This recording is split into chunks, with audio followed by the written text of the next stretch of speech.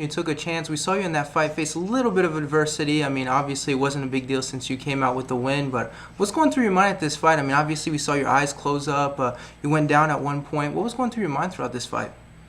When that happened, I kind of was like, "Hey, all right, man, this is what you asked for, so you gotta do your part and go for it." Because when they told me I was gonna be on the card, I told my coaches from the get-go that I was gonna be a little bit more wild in this fight, just because I wanted to get a little bit more attention on me. I was trying to go for a first round finish or go for a 3 round battle. Is this what you had in mind for that? I mean, obviously it was exciting, and I'm sure the fan reaction was exactly what you were expecting.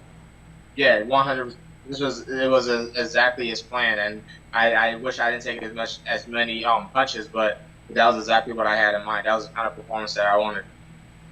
And what was your reaction when you got back on, I assume, Twitter, Instagram, and stuff? Did you see a lot of positive reactions from all the fans?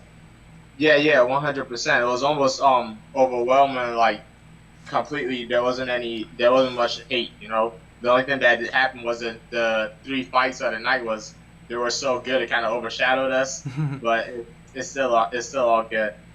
Yeah, it was unlucky because all 5 fights on the card, I mean, they were awesome. I mean, I remember when you guys were fighting, I was at a bar and everybody was cheering you guys. It was definitely a good night of fights. Yeah, yeah. So it was a give and take, but you can't complain. It was more eyes than I've ever had on me in any fight ever. And speaking of eyes, I do want to talk about your eye because before you dropped him, it looks like he hit you and then your eye kind of swelled up. What happened there? What was the damage? So but even before the drop, the eye was already I couldn't see out of it because he hit me with 2 crosses right before that, and it was all dark. It was just dark on this side. So the third one that dropped me was one that I didn't see at all, Ah, okay. and I think I'm in the middle of throwing a punch, so I didn't see it. So it just kind of staggered me. So I was still all there consciously. It was just like it knocked me off balance, and I was able to get up. But the good part is when that one hit, then it started to clear up a little bit. I started seeing like halfway on it, and I was able to blink it out. And then after that, it was good. Did you get worried at all when the eye started, when you weren't able to see? 'Cause some fighters, as soon as things go wrong, they tend to panic. I assume you didn't panic getting the victory, but Yeah. did you get worried? I didn't panic, but I was worried because he had hit me with it twice already. So I was like, oh man, if he was able to hit me with it twice when I could see it, I was like, oh man. And I assume you had a little bit of pressure going into this fight, expectations-wise, because last time a Mexican and Nigerian fought, it was, of course, Israel and Kelvin. Did you feel that pressure of having to perform after those guys and prove that you can put on those exciting Not matchups? not pressure. It's never any more pressure. It's just I kind of use that as like a talking point too. Every time I got an interview about it, I made sure I brought that up. That the last Mexican and Nigerian to go at it, they put on their show. So we're gonna do the same thing. And so now that the fight has passed, you did, of course, get the big knockout, lots of eyeballs. Where does this put you sort of in the division and career-wise? Do you think it's going to do a lot for you in terms of getting that top 10 opponent and everything? Yeah, 100%. If it's not top 10, at least top 15. Or Yeah. I'm not. I don't know if I'm gonna be able to get ranked without having to face a ranked guy. So most likely in December, I'm probably gonna get somebody that has either a bigger name or somebody that has a number next to their name.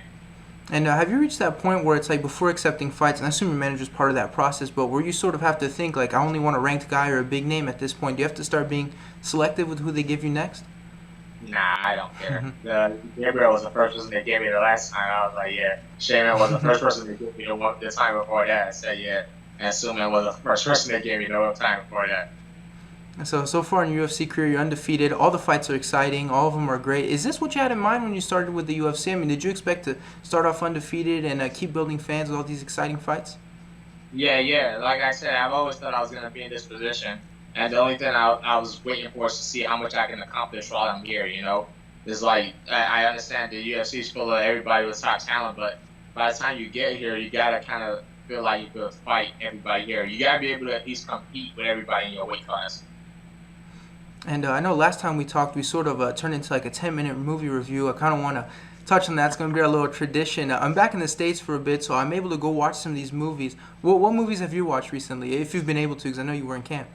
Yeah, so I haven't watched any movies, but I did watch a show. I watched there's a new show on Amazon called The Boys, and it's really good. It's about it's like the Justice League, except everybody on the Justice League is like a jerk. Yeah. So it's like a superhero movie, but more realistic. And so all the heroes are worried about is like their popularity and making money and advertising and stuff like that. It's super good. For sure. So you haven't been able to watch any movies or anything? No, not yet, not yet. There's not really much out that I'm looking forward to. I saw Lion King and stuff like that, but nothing has came out recently that's really like a must see. Well, was Lion King any good? Obviously, we know the story. Apparently, it's the same thing as Disney, but was it good or was it a little bit of a letdown? Well, here's the thing: is like they delivered exactly what they said they were trying to do, which is make a realistic version of Lion King. But it just turns out that that's not such a great idea, you know, because it's just like a bunch of real animals. But they can't emote as much as you can animated wise, you know. So on one hand, they did exactly what they said they were gonna do. They knocked that out the park. But Yeah. what they said they were gonna do wasn't such a great idea. Yeah, the big review I heard, I think it's from Brendan Schaub. He was like, it's like watching Planet Earth, but all of a sudden everybody starts singing, so it wasn't it wasn't that good. Exactly, that's exactly what it's like. Now, the one movie I did watch when I got back to the States was Sean Hobbs, you know, the Fast and Furious one that came out. Yeah, I haven't gotten a chance to watch that yet. I do like those movies because they're just stupid fun, you know. It's Yeah, like you can't think that much. Just go in there and enjoy it. But I haven't gotten a chance to watch this one yet. exactly. Funny enough, I took my mom with me. She was like, oh, we should go watch a movie. I was like, all right, well, I mean, we got an idea. And, oh, it was overwhelming. You know, everything's exploding constantly, bullets. You don't have time to ask questions. It's just accept that this is happening. Exactly. So, and one thing I do want to talk to you about. Last time, you were saying that you were trying to get your family to the United States, also trying to get the what was to become citizens. How's that process going? Are you any closer than you were before? Yeah. Well, this line is it takes pretty long. You know, I finished everything except the final exam. That's all we're waiting for. Is they told us they already sent us the notification and we're just waiting on a date to go take the test. So after we take that test, then I'll be able to continue the process.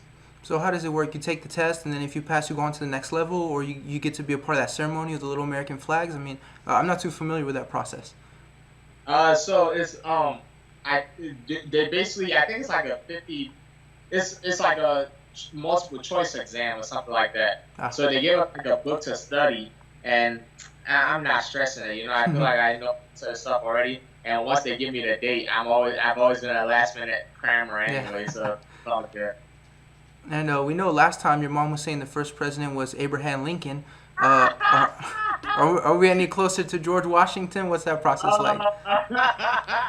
She's gonna need a little bit of help. I'm not gonna lie. She's gonna need a little bit of help, but she's gonna get it done. I have faith in her. Right now, we're studying, so sometimes the answers get a little bit off, but she's trying. How many of you guys are taking it? I know it's yourself, your mom. Do you have anybody else taking it? And my little brother. It's just the three of us. Okay, so are you guys getting together for the study sessions, or because you guys went to school here, so I assume there's some stuff you guys already have. Yeah, so me and my brother are good. The only thing is we just make sure we'll question my mom sometimes, but once she doesn't make that many mistakes. It's just the mistakes that she do makes her pretty fun. For sure. And I know one of the things you have going on is you have a podcast. What's sort of going on with this podcast? What can you tell us about this? Yeah, so I just recently started. We're just on the second episode. So I just a lot of times I do these interviews and people are always I think I come off very well in the interviews. So a lot of times people message me and ask like, hey man, why don't you come up with your own podcast and blah blah. And I've been wanting to do it for a little while, but I never really had somebody that I feel like I could talk to no matter what. Because when camp and training gets too rough, I really don't want to start. I don't want to be around people. But I was like, the only person I know that I always want to be around is my little brother, you know. And me and him always bounce off each other very well, you know. We could keep the conversation going without any pauses in there.